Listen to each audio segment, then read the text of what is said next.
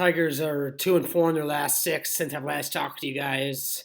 It started great in Houston, then it went downhill at home against Boston over the last three games.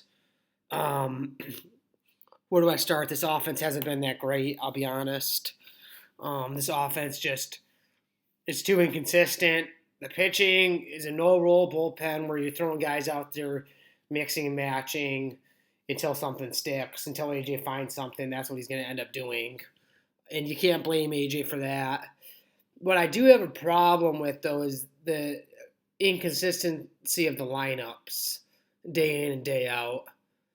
I mean, Matt Verling, for instance, been your best hitter so far, and he's already sat three games for some reason. You got to play Matt Verling every day. We lose Austin Meadows to the IL and anxiety for 10 days. Probably going to be longer than that. Who knows if he's even going to come back this season.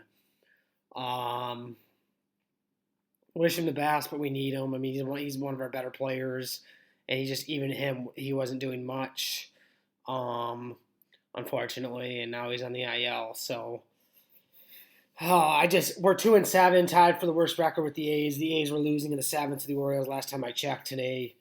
Not that it's a consolation prize or nothing. I mean, I worry about the Tigers, and unfortunately, it's been 2-7 through 9, and not much hope for getting any better right now, at least. Needs somebody to get hot in this lineup, preferably Javier Baez. No signs of that yet, but if he can get hot, he can carry this offense for a couple of weeks, which we need. And Riley Green and Torkelson have probably been our best two hitters besides Verling. And they're 21 and, 22 years old. I mean, I understand you want to see the next step from them, but I mean, Baez, Scope, those guys aren't taking any pressure off. And I'm at this point, I'm ready for Scope to be cut. Scott Harris said he wants to give younger guys more at bats to see what we've got. Well, Scope's a utility player right now, and I'm sorry, you don't need him on your roster. You can go ahead and cut him. Will they do that anytime soon? I don't know. If he keeps playing the way he is right now, I would think they're going to be forced to, at least by May 1st. They might give him until May 1st to see if he can figure it out. I don't know. But it's been an ugly 9 games to start the season. The only bright spot was the Houston series where they took 2 out of 3 somehow, some way, which is fantastic. But we got to find that again, hopefully, in this Toronto series. Toronto is our next 3 games, facing their 1, 2, 3. Things don't get easier for the Tigers here. Then we come back home for the Giants and Guardians for our next 9 games. We're on the road for 3, and then we're at home for 6 until our next off day, which is next Thursday, the 20th of April.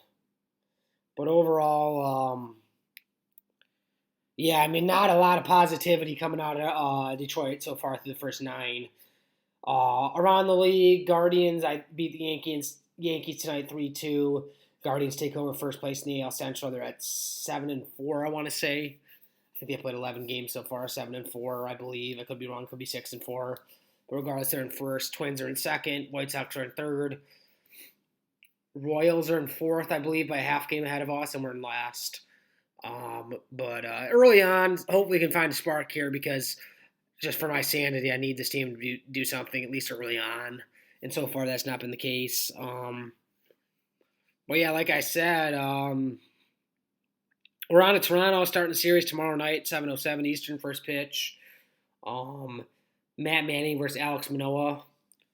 We'll see what the offense can do, and we'll see what the pitching can do, and hopefully we can get back on the win column.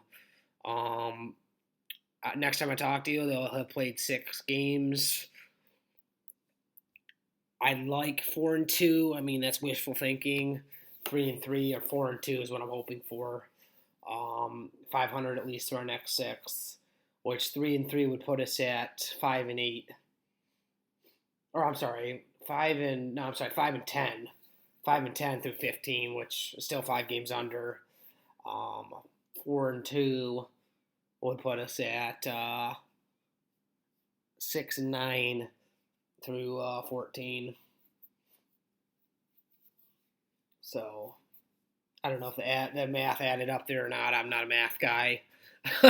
But if we went 4-2, that's 4 more wins what we have now, which is 2. So that's 6, and then we'd lose to. So no, I'm sorry. Yeah, it'd be 6-9. Yep, through 15. It's not 14. It's 15. So, anyways, guys, I appreciate you tuning in. Player of the week for the Tigers was Matt Verling. Like I said, yes, he was. But I have an issue with AJ Hinch moving him and sitting him and shit. He's been your best hitter. Play him every day, please. We'll see what the lineup is tomorrow, and hopefully we can win a series here in Toronto before we come back home again for the weekend against the Giants.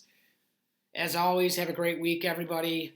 Take care of yourselves, and have a great one.